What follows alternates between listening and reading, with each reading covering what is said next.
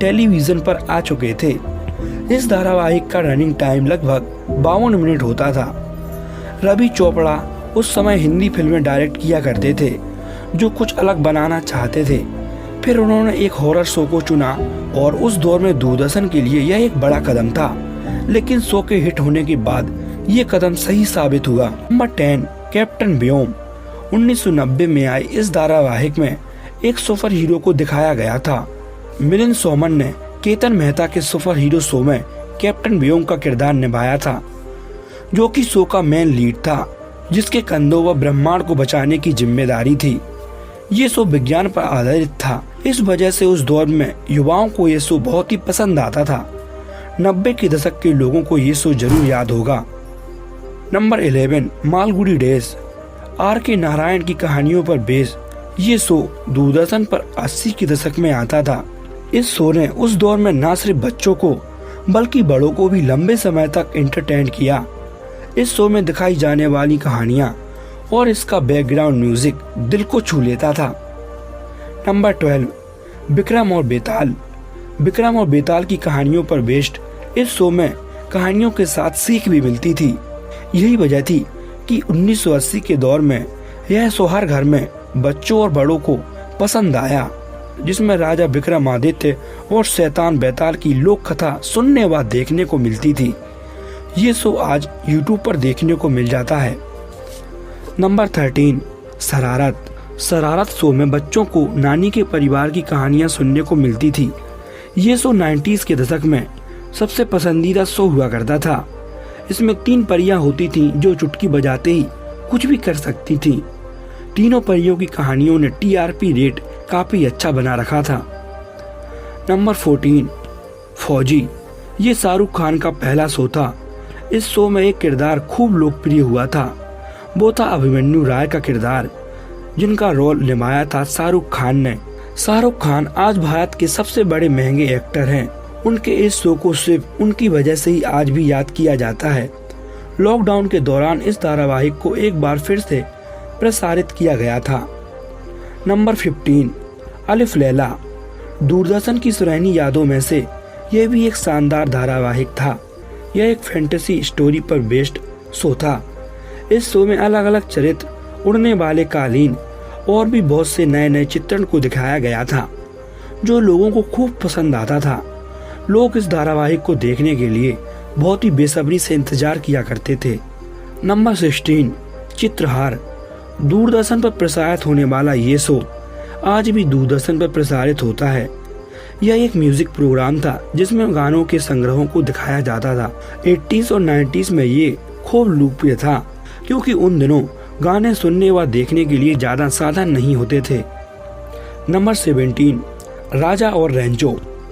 दोस्तों, राजा और रेंचो एक डिटेक्टिव कहानी थी। यह शो जासूस राजा और उसके असिस्टेंट, जो कि बंदर होता है, पर आधारित थी। इसमें दोनों अपना दिमाग लगा के बड़े बड़े केस सॉल्व कर दिया करते थे।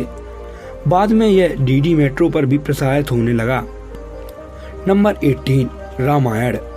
इस धारावाहिक की तुलना आज के आधुनिक शो से भी नहीं की जा सकती।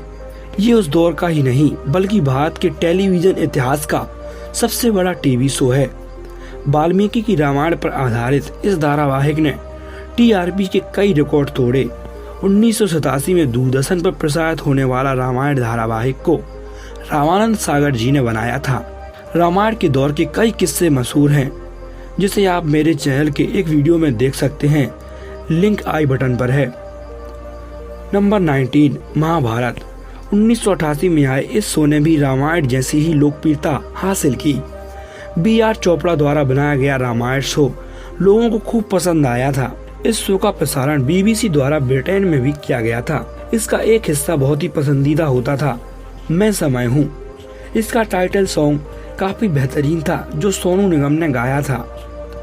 नंबर 20, श्रीमान श्रीमती। दोस्तों, यह एक कॉमेडी शो था जिसके सहारे अर्चना पूरन सिंह काफी लोकप्रिय हो गई थीं। 2 कपल्स के इर्द गिर्द घूमती इस कॉमेडी शो की कहानी, जिसमें जतिन और रीमा ने मुख्य भूमिका निभाई थी। दुर्भाग्य से आज दोनों ही हमारे बीच नहीं हैं। Number 21, flop show. यह शो एक बेहतरीन कॉमेडी शो था। जिसकी बराबरी आज तक कोई भी कॉमेडियन या लेखक नहीं कर सका है। दौर के महान कॉमेडियन जसपाल भट्टी द्वारा बनाया गया ये शो 90 के दशक में लोकप्रिय हुआ। जसपाल भट्टी इस शो में खुद मुख्य किरदार की भूमिका में थे। शो के सिर्फ 10 एपिसोड ही दिखाए गए, लेकिन 10 एपिसोड ही वायरल हो गए। Number 22, the jungle book. ये कार्टून शो बच्चों के बीच आज तक फेमस है। इसका टाइटल सॉन्ग, वाह क्या बोल थे इसके। जंगल जंगल पता चला है, चड्डी पहन के फूल खिला है। मोंगली उन दिनों हर घर में फेमस हुआ करता था। रातों को 9 बजे दूरदर्शन पर इसका बेसब्री से लोग इंतजार करते थे। नंबर 23, सुराग। 1999 में आया यह शो लोगों को खूब पसंद आया। इसका प्रसारण सोमवार को 9 बजे से 11 बजे तक होता था। सीआईडी इंस्पेक्टर भरत के किरदार में सुदेश बैरी जब एंट्री मारते तब सोता आदमी भी गहरी नींद से उठकर टीवी के सामने बैठ जाता। श्रीवास्तव को बुलाकर सबूत के बारे में बताने का उनका अंदाज क्या कहने थे। यह एक डिटेक्टिव सीरियल था जो 90 के दशक में खूब लोकप्रिय हुआ। 90 के दशक में डिटेक्टिव सीरियल्स का एक दौर सा आ गया था। सुदेश बैरी को इस शो की वजह से खूब शोहरत मिली। भले ही उन्होंने कई फिल्में और कई शो में काम किया, लेकिन ऐसी शोहरत उन्हें कहीं नहीं मिली। नंबर 24, जासूस विजय। इन सब सुपरहिट शो के साथ हम भला जासूस विजय को कैसे भूल सकते हैं। यह शो एक केस सॉल्विंग कहानियों पर आधारित शो था। इसमें HIV और एड्स के प्रति जागरूकता भी फैलाई जाती थी। पॉपुलर एक्टर आदिल हुसैन ने इस शो में जासूस विजय का किरदार निभाया था, जबकि ओम पुरी इसमें सूत्रधार बने थे। नंबर 25, तू तू मैं। आज के दौर में दुष्ट सास और बहू की कहानियां दिखाते हैं। बहुएं छिपकली, सांप, डायने और न जाने क्या क्या बनती हैं। ऐसे शो सिर्फ आपको हैरान करते हैं और कुछ नहीं। ये एक वो दौर था जब तू तू मैं जैसे धारावाहिकों में सास बहू की प्यारी सी नोक झोंक दिखाई जाती थी। इस शो में दिखाया गया कि सास बहू में कैसे नोक झोंक होती है, लेकिन वो एक दूसरे की अच्छी दोस्त भी हैं। ये शो एक सुनहरी यादों में से एक है। नंबर 26, हम 5। 1995 में आया यह कॉमेडी शो जिसके 3 सीजन दिखाए गए। यह शो GTV पर प्रसारित होता था। शो में अभिनय किया था अशोक सराफ, विद्या बालन, राखी टंडन, भैरवी रायचूरा और वंदना पाठक ने। इस धारावाहिक में आनंद माथुर नाम के किरदार की 5 बेटियां होती थीं, जिससे वो हमेशा परेशान रहता था। यह शो कॉमेडी की दुनिया में अपनी जगह बनाने में कामयाब रहा। नंबर 27, बुनियाद। 1986 में आया यह शो याद है आपको, जिसमें आलोकनाथ मुख्य किरदार में नजर आए थे। रमेश सिप्पी और ज्योति सारू द्वारा बनाया गया यह शो 80s के दौर में लोगों में खूब पसंद किया गया। बुनियाद जैसे धारावाहिक आज के दौर में बनाना बहुत ही मुश्किल है। नंबर 28, ब्योमकेश बक्सी। बासु चटर्जी द्वारा डायरेक्ट किया गया यह शो 90 के दशक का है।